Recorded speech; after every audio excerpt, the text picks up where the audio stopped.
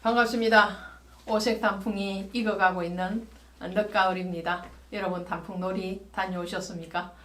저는 단풍놀이 가는 대신에 여러분과 함께 바이블 스토리 산책 방송을 합니다. 그 대신에 오늘은 정장이 아니라 단풍놀이 갈 때 입을 만한 그런 옷을 입고 나왔습니다. 말씀의 오솔길, 말씀의 깊고 오묘한 그 길을 오늘 단풍놀이 하듯이 여러분과 함께 가도록 하겠습니다. 야고보서 3장입니다. 야고보서 3장에 오시면 말에 대한 말을 하고 있어요. 이 언어는 의사소통하는데 가장 큰 비중을 차지하고 있죠.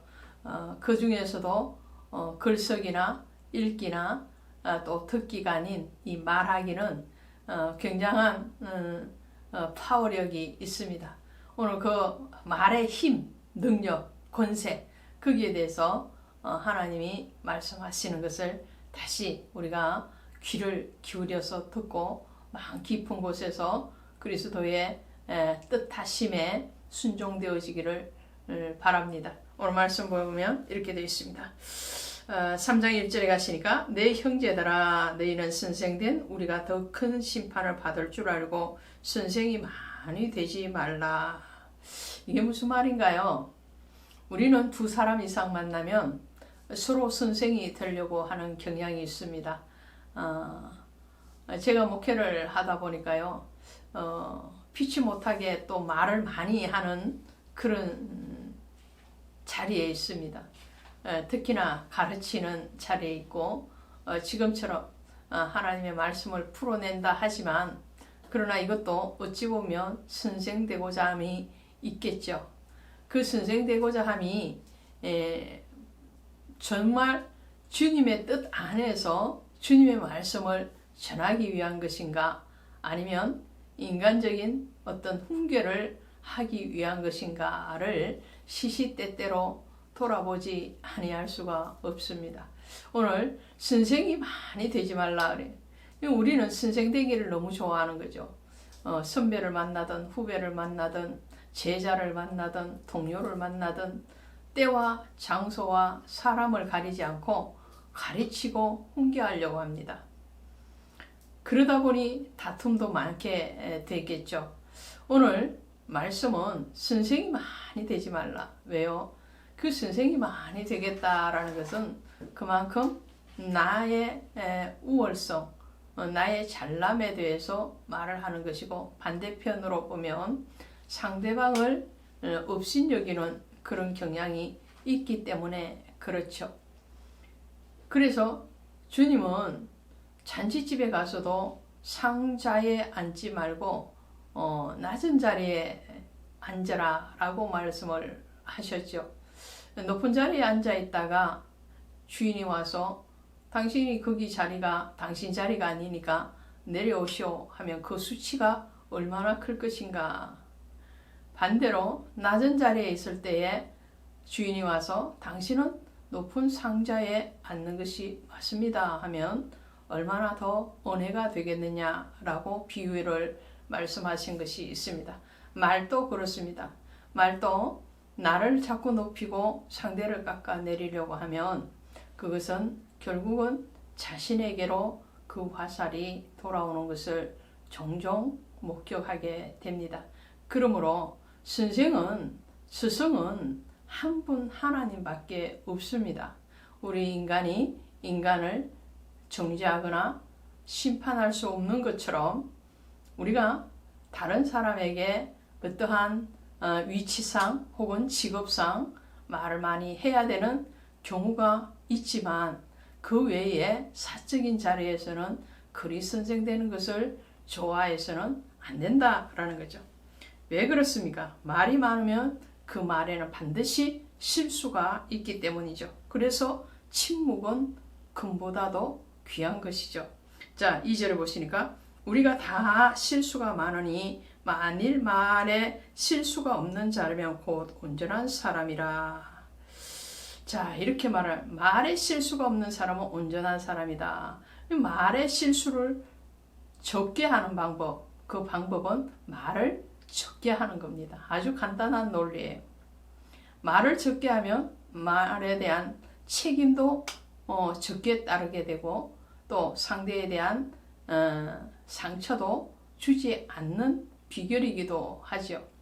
그래서 말 많은 자 치고 잘된 사람이 없고 말이 적은 사람 치고 못된 사람이 없다는 말도 있습니다.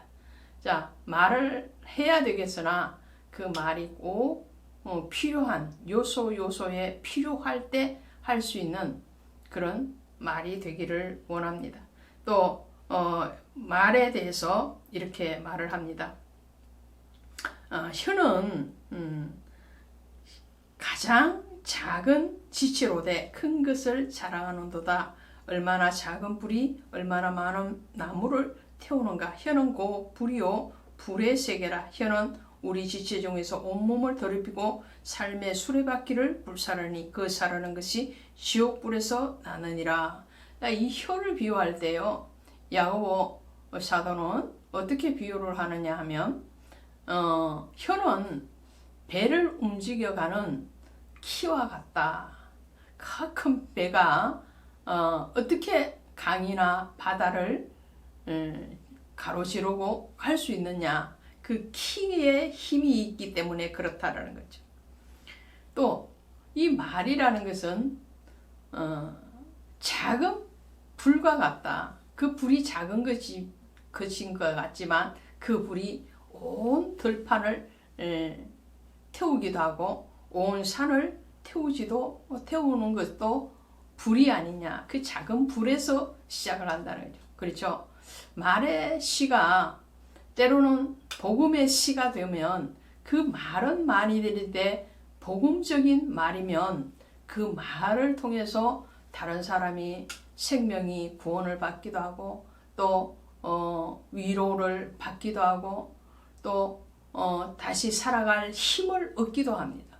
그럼 반대편의 말이라면 그 사람을 죽일 수도 있고 좌절하게 할 수도 있고 그 사람을 정말 영원히 회복할 수 없는 그런 상처 구덩이로 몰아낼 수도 있는 것이 말이죠. 그러니까 우리가 말을 하되 어떤 말을 해야 되느냐? 위에 있는 말을 해야 된다는 거죠. 그 말에 대해서 이렇게 말을 합니다. 자, 15절 보시면 이러한 지혜는 위로부터 내려온 것이 아니요 땅 위에 있는 것이요. 또 17절에는 오직 위로부터 난 지혜는 첫째 성결하고 다음에 화평하고 관용하고 양순하며 긍휼과 선한 열매가 가득하고 평경과 지식이 없나니 거짓이 없나니 그랬어요. 그러니까 하나님 앞에 지혜가 위에 지혜가 있고 사람으로부터 받은 땅의 지혜가 있는 것처럼 지혜도 두 종류예요. 하나님의 지혜, 사람의 지혜가 있고요. 말도 두 종류의 말이 있습니다. 하나는 하나님의 말이 있고 사람의 말이 있습니다. 이 사람의 말이라는 것은 정욕적이고 또 자기 욕심적이고 자기 자랑적이고 세상적인 관점이죠. 그러니까 우리는 말을 하긴 하되 어떤 말을 하라는 거예요? 생명의 말, 복음의 말, 축복의 말, 위로의 말, 권면의 말을 하라는 거죠. 그것이 바로 하나님이 우리를 향하신 뜻이고 또 위에서 나는 지혜로운 말이라는 거예요. 그러나 그 반대편의 것은 땅에 속한 것이고 사람에게 속한 것이라는 거예요. 그래서 한 입에서 찬송과 저주가 나오는도다 그랬어요. 그렇죠. 우리의 입은 하나입니다. 어떤 사람이라도 입이 두 개거나 세 개인 사람은 없어요.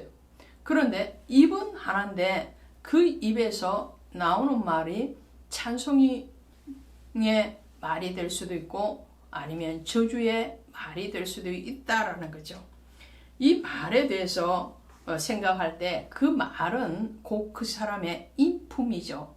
그리고 그 말은 곧 마음속에 품은 뜻을 나타내는 거예요. 그래서 입은 마음의 출구다. 그런 말이 있습니다. 이 마음에 품은 것이 입으로 되는 거예요. 믿음을 고백할 때도 그렇죠. 마음으로 믿어 입으로 시인하여 구원에 이르느니라. 마음에 먼저 있는 것이 입으로 나오는 거예요. 마음에 없는 것이 절대적으로 입으로 나오지 않는. 그래서 치중 진담이라는 말도 있죠. 잠언서 18장 4절에 가시면 명철한 사람의 입의 말은 깊은 물과 같고 지혜의 샘은 솟아오르는 내와 같으니라. 그래서 그 사람의 말이 들을 때에 그 말 속에서 평안이 오고 희망이 오고 소망이 오고 더 나아가서 그리스도 예수가 보여지고 들려진다면 그 사람은 하늘의 지혜로 말을 하는 사람이요. 그러나 그렇지 않다면 그 사람은 자기의 생각이나 세상적인 사단의 말을 하는 사람이라 할 수 있겠죠. 잠언서 18장 20절 이하에도 사람은 입에서 나오는 열매로 인하여 배가 부르게 되나니 죽고 사는 것이 혀의 권세에 달렸느니라.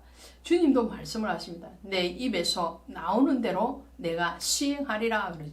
우리가 입에서 어떤 것이 나오느냐? 그 나오는 대로 주님은 시행을 할 것이고 그 입의 열매로 배부르게 된다는 거예요. 독을 품어내는 입술에는 그 독으로 배가 부르게 되겠죠. 그러나 축복의 말을 하고 명철의 말을 한다면 그것으로 인해서 그 자신이 먼저 배부름을 받을 것입니다. 마태복음 15장 18절에 가시니까 입에서 나오는 것들은 마음에서 나오나니 이것이야말로 사람을 더럽게 하는 것이니라. 입에서 나오는 것, 더러운 것도 입에서 나오고 참된 것도 입에서 나옵니다.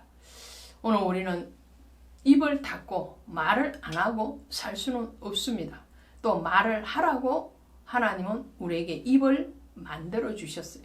그렇다면 만들어 주신 그분의 뜻대로 사용하는 것이 바로 우리의 몫이라는 거죠. 그래서 우리의 혀를 잘 길들이기를 원합니다. 오늘 우리의 혀를 어긋난 말, 거짓된 말, 또 사악한 말들을 하는 것들을 잘 제어하시고 그리고 잘 마음을 다스리시고 하나님 앞에 나아갈 때에 오늘 저와 여러분의 이 입술은 축복의 입술이요 찬송의 입술이요 하나님이 받으심의 감사의 입술이 될 것입니다. 오늘 단풍놀이 가시거든 주님을 찬양하는 그런 그럼 또 입술의 모든 말들이 되기를 원하고요. 또 여러분의 가정에서 말씀을 묵상할 때도 이 입으로 할 수 있는 말은 오직 아멘이요 감사가 되시기를 원합니다. 고맙습니다.